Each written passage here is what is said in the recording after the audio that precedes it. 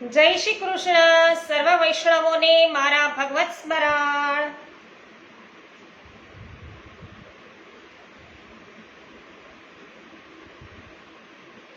ચિંતા સંતાન અંતારો યદ પાદાંબુજરેણવઃ શ્યાનાંતાનિ ચાચાર્યં પ્રણમામિ મુહુર્મુહુઃ યદનો ગ્રહતો જંતુ સર્વ દુઃખાતિગો ભવેत् તમહં સર્વદા વંદે શ્રીમદ્વલ્લભનંદનम् અજ્ઞાનતિમિરાન્ધસ્ય જ્ઞાનાંજન શલાકયા ચક્ષુરુન્મિલિતમેન તસ્મૈ શ્રી ગુરવે નમઃ. નમામિ હૃદયે શેષે લીલાક્ષીરાબ્ધિ સાયિનમ લક્ષ્મી સહસ્ર લીલાભિષેવ્યમાનમ કલાનિધિ ચતુર્ભિશ્ચ ત્રિભિસ્તથા ષડભિર્વિરાજતે યોષો પંચદારતિ. શ્રી ગોવર્ધનનાથ કી જય. શ્યામ સુંદર શ્રી અમને મહારાણી કી જય. શ્રી વલ્લભાધીશ કી જય.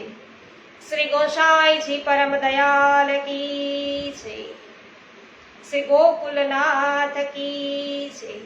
શ્રી હરિરાયજી મહાપ્રભુની જય.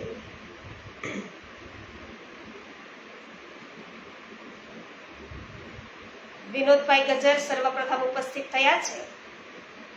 જય શ્રી કૃષ્ણ વિનોદભાઈ, સ્વાગત છે આપનું. ભાવનાબેન ગજ્જર, જય શ્રી કૃષ્ણ, સ્વાગત છે. જે.આર. વડાલિયા, જય શ્રી કૃષ્ણ, સ્વાગત છે. રમેશભાઈ ચાંગાણી, જય શ્રી કૃષ્ણ, સ્વાગત છે. જીતુભાઈ પોકિયા, જય શ્રી કૃષ્ણ, સ્વાગત છે આપનું પણ. રેખાબેન પોકિયા, જય શ્રી કૃષ્ણ, સ્વાગત છે. શ્રી પુરુષોત્તમ સહસ્ત્ર નામ સ્ત્રોતમ આપણે બધા લઈ રહ્યા છીએ અને દસમ સ્કંદની અંદર પ્રવેશ કર્યો છે.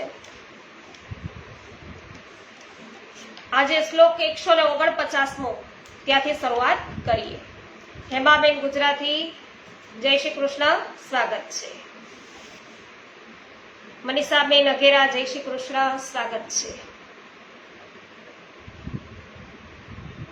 પરબ્રહ્માવતરણ કેશવ કલેશ નાશન ભૂમિ ભરાવતરણો ભક્તાર્થખિલ માનસ. 729મું નામ છે પરબ્રહ્માવતરણ. પરબ્રહ્મનો અવતાર, પ્રાકટ્ય એવા શ્રી કૃષ્ણ. આ સ્કંદમાં શ્રી કૃષ્ણ આવિર્ભાવ પ્રાકટ્યની કથા છે. આ કૃષ્ણ સારસ્વત કલ્પમાં પ્રગટ થયા છે. આથી તે પૂર્ણતમ છે, પુરુષોત્તમ છે, પરબ્રહ્મ છે. શ્રી ગીતાજીમાં અર્જુન શ્રી કૃષ્ણને પરબ્રહ્મ, પરમધામથી સંબોધે છે. ગીતાજીના 15 અને 18 પ્રમાણે પ્રભુ કહે છે કે હું ક્ષરથી પર છું, અક્ષરથી પણ ઉત્તમ છું, માટે લોકમાં અને વેદમાં હું પુરુષોત્તમ નામથી પ્રસિદ્ધ પ્રખ્યાત છું. મહાભારતના પ્રમાણ અનુસાર શ્રી કૃષ્ણનું પરબ્રહ્મ પણ સિદ્ધ છે.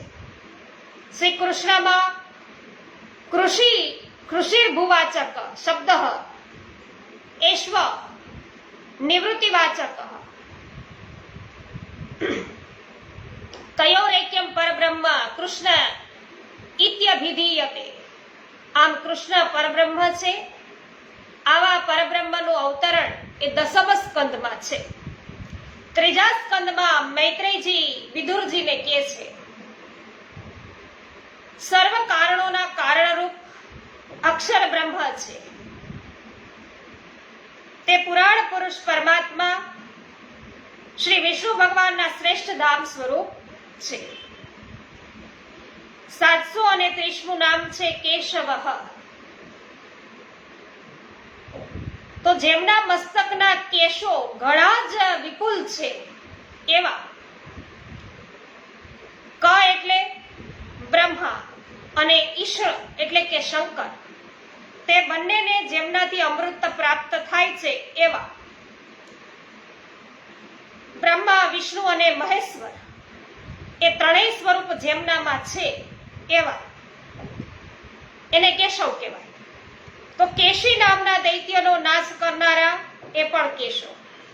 તો તેજના અંશરૂપ કેશ અર્થાત કિરણો જેમને છે એવા કેશ શક્તિ એટલે શિવ અને બ્રહ્માની શક્તિ પેઠે મહાશક્તિ વાળા તે કેશવ. શંકર વગેરે દેવો તેમને વારંવાર આરાધના કરે છે તેમની, આથી પણ કેશવ કહેવાય છે. નારદજી કહે છે કે તમે દ્વેષી દુષ્ટાત્મા કેશી દૈત્યને નષ્ટ કર્યો, જેથી લોકમાં કેશવ એ નામથી પ્રસિદ્ધ થશો. શ્રી મહાભારતમાં પ્રભુ આજ્ઞા કરે છે કે જે સૂર્યના કિરણો પ્રકાશમાન થાય છે તે મારા કેશો ગણાય છે. તો હરિવંશમાં આપ કહે છે કે સર્વ જીવોનો સ્વામી હું બ્રહ્મ સંજ્ઞાથી પ્રખ્યાત છું, માટે મને સર્વના ઈશ સ્વામી કેશવ એવા પરમાત્મા કહે છે. કલેશ નાશન, કલેશોનો નાશ કરનારા, કલેશોને નાશ કરનારા.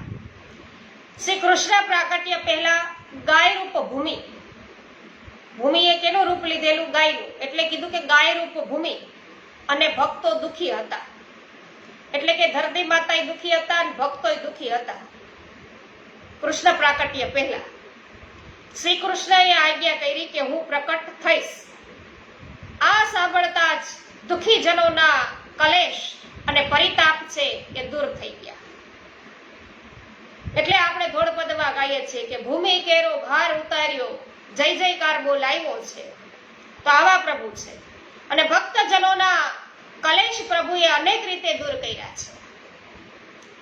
શ્રી ભાગવતની અંદર પ્રભુ શરણાગતોની આરતી હરવાવાળા છે, શરણાગતોની આરતી હરવાવાળા છે. તો પ્રમાણ કરનારના કલેશનો નાશ કરવાવાળા છે.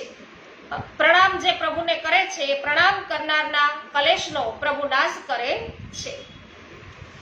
ભૂમિ ભારાવતરણ, ભૂમિના ભારને હરવા અવતરેલા. પૃથ્વી પર દુષ્ટ રાજાઓ રાજ્ય કરતા હતા, દૈત્યો હતા. તે બધા તમામ તામસ પ્રકૃતિના હતા, મદોન્મત હતા. પૃથ્વી માટે તે બધા પાપરૂપ હતા, તેથી ભારરૂપ પણ હતા. આવા બધાને દૂર કરનારા શ્રી કૃષ્ણ છે. આથી તેમનો અવતાર છે. શ્રી ભાગવતજી પ્રમાણે બ્રહ્માજી દેવતાઓને કહે છે કે ભગવાનને પૃથ્વીના કષ્ટની પહેલેથી ખબર છે, તે ઈશ્વર છે. તો પોતાની કાલ શક્તિથી તે પૃથ્વીનો ભાર હરશે, તે માટે પૃથ્વી પર લીલા કરશે. તમે દેવો યદુકુલમાં જન્મ લ્યો અને કૃષ્ણની લીલામાં છે સહાય કરો. 733મું નામ છે ભક્તાર્થ ખિલ માનસ. ભક્તોના અર્થોમાં જેમનું સંપૂર્ણ મન છે એવા ભગવાનને ભક્ત પ્રિય છે. ભક્તો મનોરથો સેવે છે. આ મનોરથો પૂર્ણ કરવા ભગવાન તત્પર હોય છે. ભગવાનનું અંતઃકરણ ભક્તોના અર્થોને સિદ્ધ થાય, પૂર્ણ થાય એવું હોય છે. ભક્તોના વિરોધી જરાસંઘ, દુર્યોધન વગેરેના ગર્વનો નાશ શ્રી કૃષ્ણએ કર્યો છે. મનહરલાલભાઈ માથુકિયા, આપ લાઈવ સત્સંગમાં ઉપસ્થિત થયા છો, આપનું સ્વાગત કરું છું. કે શાંગાણી સ્વાગત છે. સોનલબેન સતાશિયા સ્વાગત કરું છું. માધુરીબેન મિસ્ત્રી સ્વાગત છે. સોનલબેન, આપ તો અહીંયા મારી સાથે જુનાગઢમાં જ રહ્યો છો, તો ગમે ત્યારે પણ આવો મને મળવા, એટલે મારા પર કૃપા કરો. વિનોદભાઈ જય હો, વિનોદભાઈ ગજ્જર. નીતિનભાઈ ધોકિયા સ્વાગત છે આપનું. મનીષભાઈ શાહ સ્વાગત છે. બ્રજભાઈ કંડોરિયા સ્વાગત છે. લલિતાબેન અકબરી, સોનલબેન ના બેન સ્વાગત છે. લલિતાબેન. અનિલાબેન સોલંકી, પ્રભુદાસભાઈ સોલંકી સ્વાગત છે. ઉકાભાઈ ભેસાડિયા સ્વાગત કરું છું. જીલભાઈ ભાલાડા સ્વાગત છે. કમલેશભાઈ ભારદ્વાજ સ્વાગત છે. વિનોદભાઈ કે છે કે નવા મકાનમાં શિફ્ટ થઈ ગયા બેન. હા, કાલે આપણે ભગવદ વાર્તા પછી અહીંયા પ્રવેશ કરી લીધો. અમે આપણે કલશ છે એ પધરાવ્યો હતો, પછી ગોળીઓ પણ જમી અને પછી આપણે પ્રવેશ કર્યો. મનીષાબેન માકડિયા, સ્વાગત છે આપનું. રજનીકભાઈ ચીખલિયા, સ્વાગત છે આપનું. દિનેશભાઈ રાજાણી, સ્વાગત છે. મનીષભાઈ જેઠવા, સ્વાગત કરું છું આપનું. રજનીકભાઈ, તમે પણ છે બધી મારી પોસ્ટ શેર કરવા લાગ્યા છો, એટલે આપનો ખૂબ ખૂબ આભાર. તો હવે પછી 150મો શ્લોક લઈએ છીએ. સર્વ ભક્ત નિરોધાત્મા લીલા અનંત નિરોધકૃત ભૂમિષ્ઠ પરમાનંદો દેવકી શુદ્ધિ કારણમ. તો 734મું નામ છે સર્વ ભક્ત નિરોધાત્મા. સર્વ ભક્તોનો નિરોધ કરવામાં જેનું અંતઃકરણ છે એવા શ્રી કૃષ્ણની લીલા 10 પ્રકારની છે. ત્રીજા સ્કંદથી 9મા સ્કંદ સુધીમાં સ્વર્ગથી ઈશાનું કથા લીલા જોઈ. હવે 8મી લીલા છે એ નિરોધ લીલા છે. તે નામો હવે આપણે પ્રગટ અહીંયા થાય છે. તો નિરોધ એટલે શું? સંસારની સંપૂર્ણ વિસ્મૃતિ અને ભગવાનમાં આસક્તિ એટલે નિરોધ. તો આ પ્રમાણે પોતાની શક્તિઓ સાથે ભગવાનનું પાછળથી પોઢવું એનું નામ નિરોધ લીલા. પોતાની શક્તિઓ સાથે ભગવાનનું પાછળથી પોઢવું એનું નામ નિરોધ લીલા. શ્રી મહાપ્રભુજી આજ્ઞા કરે છે કે સંસારમાં સર્વ પ્રભુની ક્રીડા લીલા છે. આવું સમજી સંસાર આસક્તિને દૂર કરવી, પ્રભુ ભક્તિ કરી અને ચિત્ત છે એ ચિત્ત થવું તે નિરોધ છે. તો એક ચિત્ત થવું, પ્રભુ ભક્તિ કરી એક ચિત્ત થવું એને કહેવાય નિરોધ. તો શ્રી કૃષ્ણનું પ્રાકટ્ય વ્રજમાં થયું છે. શ્રી કૃષ્ણ પ્રત્યક્ષ બિરાજે છે. પ્રભુ જ ભક્તોના નિરોધ માટે જુદી જુદી લીલાઓ કરે છે. શ્રી કૃષ્ણ નિજ ભક્તોને સંસારની આસક્તિથી મુક્ત કરે છે, તો પોતાના સ્વરૂપમાં રમણ કરાવે છે, આનંદ આપે છે. આવા ભક્તોને પણ પરમાત્મા સિવાય અન્ય કશામાં રુચિ નથી. તેઓ ભગવત સ્વરૂપમાં જ આનંદ નિમગ્ન રહે છે. આવા ભક્તોને આનંદ આપવામાં જ પ્રભુનું અંતઃકરણ છે. લીલા અનંત નિરોધકૃત 735મું નામ. અનંત લીલાઓ વડે ભક્તોનો નિરોધ કરનારા. અવતાર કાળમાં ભક્તોનો નિરોધ કરવા પ્રભુ જ પ્રયત્ન કરતા હોય છે.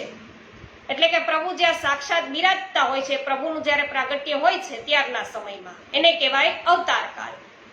તો વ્રજમાં તામસ, રાજસ અને સાત્વિક ભક્તો છે. પ્રભુ તે દરેકની પ્રકૃતિ મુજબ જુદી જુદી લીલાઓ કરે છે.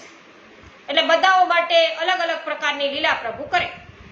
તે અનંત લીલાઓ દ્વારા ભક્તોનો નિરોધ સિદ્ધ કરે છે. બીજા એક અર્થ પ્રમાણે લીલા અનંત એટલે લીલા પ્લસ અનંત. તો લીલા શક્તિ છે, અનંત એટલે સંકર્ષણ. તો આ બંને વડે પ્રભુ દુષ્ટોનો વિનાશ કરે છે, ભક્તોનો નિરોધ કરે છે. 736મું નામ છે ભૂમિષ્ઠ પરમાનંદ. ભૂમિ ઉપર રહેનારા ભક્તોને માટે પરમાનંદ સ્વરૂપ. ગોપીનામ પરમાનંદ આસિત ગોવિંદ દર્શને ક્ષણમ યુગ સતવિમિવ યાસામેન વિના ભવત. તો ગોવિંદના દર્શન વડે ગોપીઓને પરમ આનંદ થતો. ગોપીજનોને ભગવાન વિનાની એક ક્ષણ છે એ પણ 100 યુગ જેવી હતી. પ્રભુ ન દેખાય તો જાણે 100 યુગો વયા ગયા હોય એવું લાગે ગોપીઓને. એટલે ક્ષણ વાર પણ છે ગોપીઓ પ્રભુ વગર રહી શકે નહીં. 737મું નામ છે દેવકી શુદ્ધિ કારણમ. દેવકીજીને શુદ્ધ કરનારા. દેવકીજીના વિવાહ વસુદેવ સાથે થયા. વિવાહ એક સંસ્કાર છે. તે દેવકીજીની શુદ્ધિ રૂપ છે. તેમાં નિમિત્ત રૂપ પ્રભુ છે. દેવકીજી વિષ્ણુ રૂપિણી છે અને તેમના હૃદયમાં પ્રભુ પ્રાકટ્ય છે. આ રીતે પણ દેવકીજીની શુદ્ધિ થવાના કારણરૂપ પ્રભુ છે. તો જ્યારે જ્યારે ભગવદીય જનોને આ સૃષ્ટિમાં અનેક કષ્ટો આવી પડે છે ત્યારે ત્યારે ભગવાનનું પ્રાકટ્ય થાય છે. વસુદેવ દેવકીજીને કંસે અનેક કષ્ટો દીધા, ત્યાર પછી જ પ્રભુનો પ્રાદુર્ભાવ છે. તો વિભુના આવિર્ભાવથી જ દેવકીજી શુદ્ધ વિમલ બન્યા. પ્રભુના સ્મરણ માત્રથી જ શુદ્ધ થવાય છે. આવા પ્રભુ અંતરમાં બિરાજે પછી શુદ્ધિ થાય છે. અને પ્રભુ બિરાજી જાય એટલે શુદ્ધિ થાય જ. સુરેશભાઈ મુગલપરા, સ્વાગત છે આપનું. સોનલબેન સતાસિયા, જય હો. સૂર્યકાંતભાઈ રામાણી, સ્વાગત છે. મોહનભાઈ ભેસાણીયા, સ્વાગત છે. લલિતાબેન કે જો હું તો ન આવી શકું, સોનલબેન છે એ મળવા આવી શકે, બરાબર ને? કે અહીંયા ને અહીંયા રે. સાચી વાત લલિતાબેન, પણ આવતા નથી. કૃપા કરે તો થાય.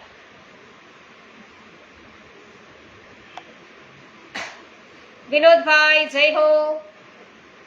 બાબુભાઈ ગોટી, સ્વાગત છે આપનું. 151મો શ્લોક લઈએ છીએ. વસુદેવ જ્ઞાન નિષ્ઠ સમજીવ નિવારક સર્વ વૈરાગ્ય કરણ સ્વલીલાધાર શોધક. પ્રભુદાસભાઈ, જય હો. 738મું નામ છે વસુદેવ જ્ઞાન નિષ્ઠ સમજીવ નિવારક. વસુદેવમાં જ્ઞાન રૂપે જેમની નિરંતર સ્થિતિ છે એવા શ્રી કૃષ્ણના સમાન જીવોને નિવારણ કરનાર, મારનાર. તો વસુ શબ્દનો અર્થ વિષ્ણુ થાય છે. વસુદેવ એટલે વિષ્ણુને પ્રકટ કરીને પ્રકાશ આપનારા. કૃષ્ણ સમાન જીવો એટલે શ્રી કૃષ્ણના અગાઉ પ્રગટ થયેલા 6 જીવો, અર્થાત શ્રી કૃષ્ણના ભાઈઓ. તો આ ભાઈઓનું નિવારણ કરનારા શ્રી કૃષ્ણ જ છે. વસુદેવના આ 6 પુત્રોને કંસે માર્યા વિના છોડી દીધા હતા. પ્રભુએ નારદને પ્રેર્યો છે. નારદે કંસની બુદ્ધિમાં ફેરફાર કરાવ્યો અને કંસે તેને મારી નાખ્યા. આ 6 બાળકોને શાપ મુક્ત કરવા હતા. તેથી આ લીલા પ્રભુએ કરી. તો વસુદેવ જ્ઞાન નિષ્ઠ છે, અર્થાત વસુદેવ એટલે શુદ્ધ સત્વ. શ્રી ગીતા આજ્ઞા પ્રમાણે સત્વમાંથી જ જ્ઞાન પ્રગટે છે. વસુદેવમાં વિશુદ્ધ સત્વયુક્ત જ્ઞાન છે. આવા જ્ઞાનમાં વસુદેવ નિષ્ઠાવાળા છે. તો શ્રી ભાગવતજી પ્રમાણે વસુદેવ શબ્દનો વિશુદ્ધ સત્વ એવો અર્થ વ્યાસજીએ કર્યો છે. 739મું નામ છે સર્વ વૈરાગ્ય કરણ સ્વલીલા ધાર શોધક. સર્વ વિષયોથી વૈરાગ્ય કરાવનારી, પોતાના પ્રાકટ્ય રૂપ લીલાના આધારભૂત દેવકીજીની શુદ્ધિ કરનારા. અનાયાસે હર્ષપૂર્વક થતી ચેષ્ટા એટલે લીલા. તો પ્રભુની જન્મ લીલા ભક્તોના લૌકિક વિષયોને દૂર કરી દે છે. આનાથી વૈરાગ્ય થાય છે. તો જન્મ લીલાનો આધાર દેવકીજી છે. પ્રભુ પોતાની જન્મ લીલાથી દેવકીજીને શુદ્ધ કરે છે. સ્ત્રીઓમાં વંધ્યત્વ હોય એ સ્વાભાવિક રૂપે રહેતું હોય છે. આ દોષ છે. પ્રભુએ જન્મ લઈ અને દેવકીજીનો આ દોષ છે એ દૂર કર્યો છે. કંસે પ્રથમ પુત્રોને માર્યા છે. આ પણ મૃત પ્રજાત્વ દોષ છે. કૃષ્ણ આ પુત્રોને પાછા લાવ્યા છે. આ રીતે દેવકીજીનો આ દોષ પણ દૂર કર્યો છે. શ્રી કૃષ્ણની આજ્ઞાનું પાલન માયા કરે છે અને પ્રભુને વ્રજમાં લીલાઓ કરવી છે. આમ વ્રજભૂમિ આધારરૂપ છે. શ્રી કૃષ્ણે માયા દ્વારા આ ભૂમિમાં ઉપયોગી વસ્તુની શુદ્ધિ કરાવી છે. હેમાબેન ગુજરાતી, જય હો, આભાર. લીનાબેન પટેલ જામજોધપુરથી ઉપસ્થિત છે, સ્વાગત છે. ઘનશ્યામભાઈ રાદડિયા, સ્વાગત છે. બિપિનભાઈ ડોબરિયા, સ્વાગત છે. રમીલાબેન ડોંગા, આપનું સ્વાગત કરું છું.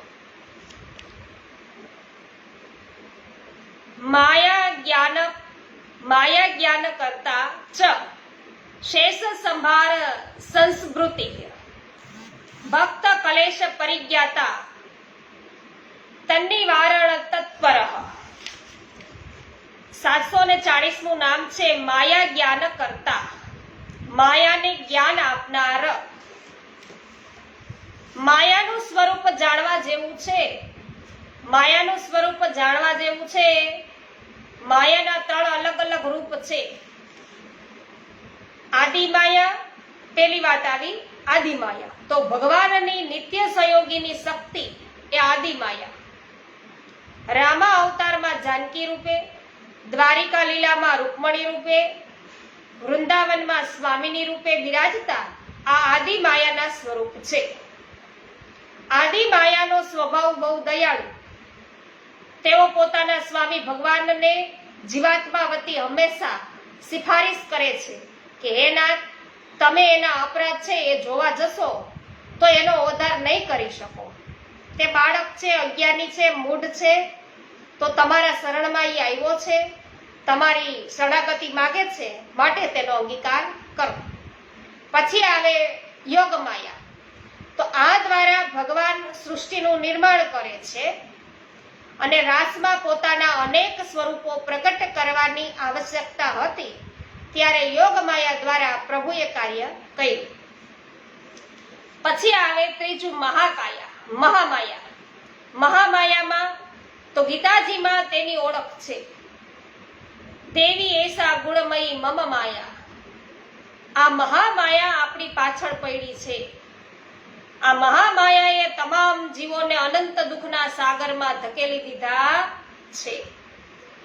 વ્યાસ ભગવાને સમાધિમાં આ માયા છે એની લીલા જોઈ અને ભાગવત પ્રમાણે ભગવાન વિશ્વાત્માએ યોગ માયાને આ રીતે આજ્ઞા કરી કે હે દેવી, તમે દેવકીજીના ગર્ભમાં શેષ નામનું મારું ધામ છે તેને સારી રીતે ખેંચી લઈને રોહિણીજીના ઉદરમાં સ્થાપિત કરો અને તમે યશોદાના ઉદરમાં પ્રવેશ કરો.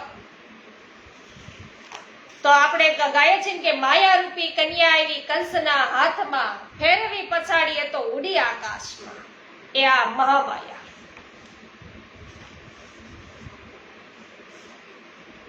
ત્યારબાદ 741મું નામ છે શેષ સંભાર સંભૃતિ. બાકી રહેલી અપૂર્ણ સામગ્રીને સંપૂર્ણ કરનાર. શેષ એટલે અનંત ભગવાન. તેમને દેવકીજીના ગર્ભમાંથી રોહિણીજીના ગર્ભમાં સ્થાપિત કરવાના છે.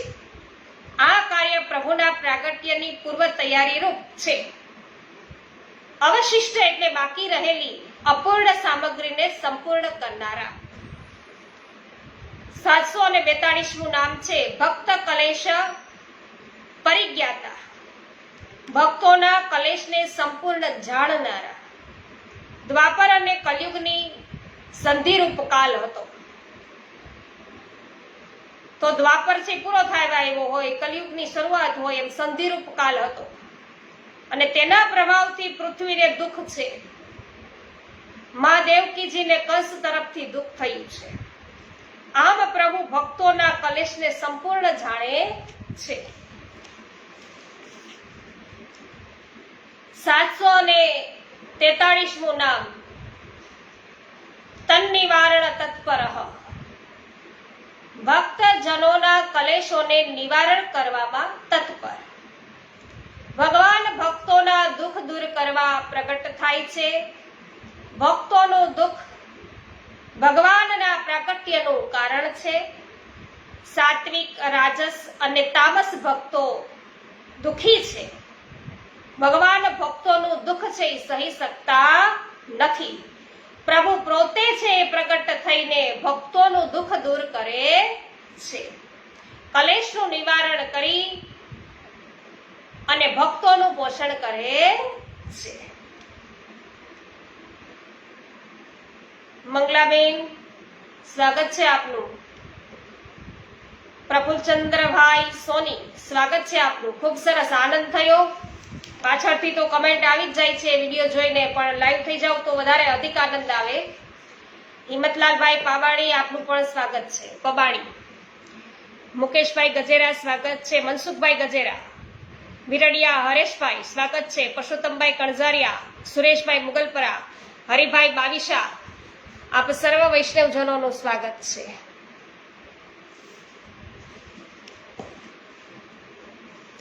એકસો અને 53મો શ્લોક છે એ આપણે લઈ રહ્યા છીએ. વિનોદભાઈ, આભાર, અતિ સુંદર કહી રહ્યા છે.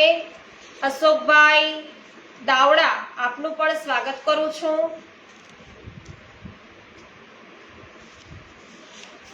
આવિષ્ટ વસુદેવાંસઃ દેવકી ગર્ભભૂષણમ પૂર્ણ તેજોમય પૂર્ણ કંસાદૃશ્ય પ્રતાપવાન. 744મું નામ છે પ્રભુનું. આવિષ્ટ વસુદેવાંસઃ, જેમનો અંશ વસુદેવજીના મનમાં પ્રવિષ્ટ થયો હતો એવા પ્રભુ. શ્રી ભાગવતજીમાં આનો ઉલ્લેખ છે. ભગવાન ભક્તોને ભયરહિત કરે છે. ભગવાન સર્વત્ર છે, સર્વરૂપ છે. ભગવાનને ક્યાંય પણ આવવું જવું પડતું નથી, બધે જ પ્રભુ બિરાજમાન જ હોય. તો પ્રભુ વસુદેવજીના મનમાં પોતાની સમસ્ત કલાઓ સાથે પ્રગટ થઈ ગયા અને વસુદેવમાં બિરાજીને પણ પોતાની જાતને વ્યક્ત કરી. ભગવાનના તેજને ધારણ કરવાથી વસુદેવજી સૂર્ય સમાન તેજસ્વી થઈ ગયા અને તેને જોઈને લોકોની આંખો છે અંજાઈ જતી હતી. કોઈ પણ વ્યક્તિનું બલ, વાણી કે પ્રભાવ એ વસુદેવજીને દબાવી શકતા ન હતા. 745મું નામ છે દેવકી ગર્ભભૂષણ. દેવકીજીના ગર્ભસ્થાનના અલંકાર રૂપ. તો શ્રી ભાગવતજી પ્રમાણે ભગવાનનો જ્યોતિર્મય અંશ જગતનું પરમ મંગલ કરનાર છે. વસુદેવજી દ્વારા આહ્વાન કરવાથી દેવી દેવકીજીને તે અંશ છે ગ્રહણ કર્યો અને આ રીતે પ્રભુને ધારણ કર્યા. જેમ પૂર્વ દિશા ચંદ્રદેવને ધારણ કરે છે તે જ રીતે શુદ્ધ સત્વથી સંપન્ન દેવી દેવકીજીએ વિશુદ્ધ મનથી સર્વાત્મા એવં આત્મ સ્વરૂપ ભગવાનને ધારણ કર્યા. આ પ્રમાણે દેવકીજીના ગર્ભસ્થાનને શોભા આપનારા શ્રી કૃષ્ણ છે એ પ્રગટ થયા.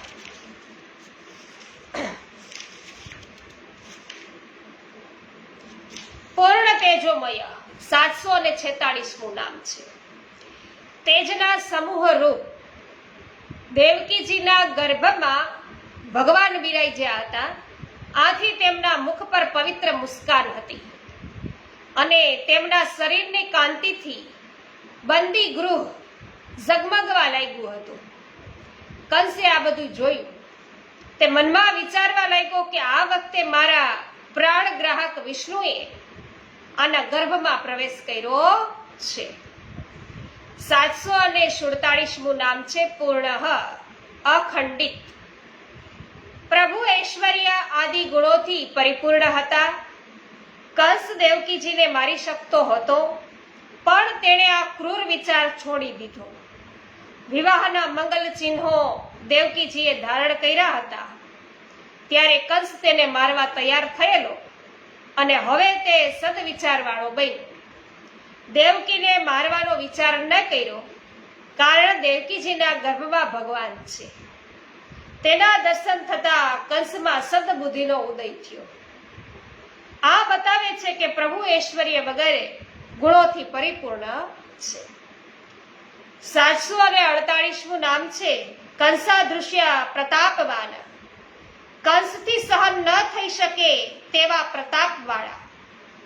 કંસ હવે ભગવાનના જન્મની પ્રતીક્ષા કરવા લાગ્યો ભગવાનનો પ્રતાપ અને પ્રભાવ અતુલિત છે. હાથી કંસ ઉઠતા બેસતા, ખાતા પીતા, સૂતા જાગતા અને હરતા ફરતા સર્વદા શ્રી કૃષ્ણનું ચિંતન કરવા લાગ્યો. જ્યાં તેની નજર પડતી ત્યાં તેને શ્રી કૃષ્ણ દેખાતા. તે પૂરા વિશ્વને કૃષ્ણમય જોવા લાગ્યો. એટલે એનો ઉદ્ધાર થઈ શક્યો. એની હારે એનો વેરી હતો, પણ બધે જ એને કૃષ્ણ દેખાતા હતા. આપણે ભક્ત હોઈએ તોય આપણને પ્રભુ દેખાતા નથી, કારણ કે સાચા ભક્ત છીએ નહીં. જયશ્રીબેન થાનકી, સ્વાગત છે આપનું. જુલીબેન સખરેલિયા, સ્વાગત છે. પ્રભુદાસભાઈ કહી રહ્યા છે અતિ સુંદર. પ્રભુદાસભાઈ સોલંકી, આપનો આભાર. જે.આર. વડાલિયા, જય હો. આભાર આપનો પણ. પોસ્ટ તમે પણ શેર કરી છે, કેવી પટેલ પણ કરે છે, ઘણા બધા વૈષ્ણવોએ છે આ પોસ્ટ શેર કરેલી છે. બધાનો ખૂબ ખૂબ આભાર. તો હવે પછી 154મો શ્લોક એ આપણે આવતીકાલેથી શરૂઆત કરીશું.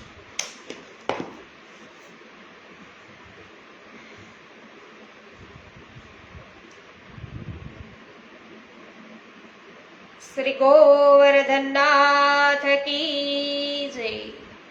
શ્યામ સુંદર શ્રી યમુને મહારાણી કી જય. શ્રી વલ્લભાધીશ કી જય. શ્રી ગોસાઈજી પરમ દયાલ કી જય. શ્રી ગોકુલનાથ કી જય. શ્રી હરિરાયજી મહાપ્રભુની જય. સર્વે વૈષ્ણવોને મારા જય શ્રી કૃષ્ણ.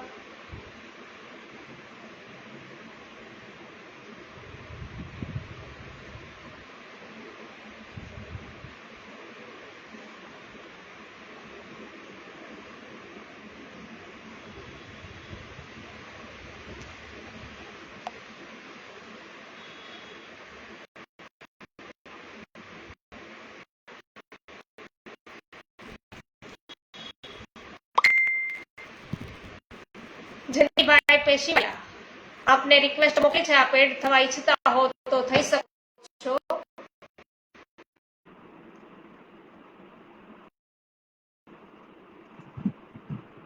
રિક્વેસ્ટ આવી હશે, તમે એક્સેપ્ટ કરશો તો તમે પણ સ્ક્રીન ઉપર આવી શકશો.